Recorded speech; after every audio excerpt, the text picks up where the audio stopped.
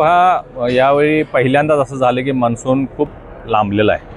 कोल्हापूरला तर नेहमी जून महिन्यात पहिल्या तारखेपासूनच पाऊस असतो, परंतु आता निसर्गाच्या ह्याच्यात अल निनोमुळं थोडासा परिणाम झालेला आहे. शेतीला पाणी नाही, लोकांच्या पेरण्या काही प्रमाणात झालेल्या आहेत. तरी सन्माननीय मुख्यमंत्री महोदयांनी घोषणा केली होती की जोपर्यंत शासन सांगत नाही तोपर्यंत पेरण्या करू नका, दुबार पेरणीची वेळ येऊ नये.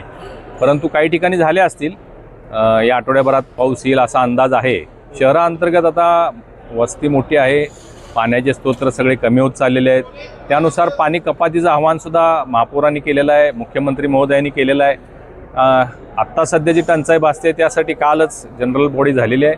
20 नवीन टँकर कोल्हापूर शहराच्या उत्तर भागामध्ये आणि 20 टँकर दक्षिण भागामध्ये 40 टँकरची व्यवस्था महापालिकेच्या वतीनं आपल्या महायुतीच्या माध्यमातून करण्यात आलेले आहे. त्यामुळे मला वाटते बऱ्यापैकी लोकांचा पाण्याचा प्रश्न हाताळला जाईल.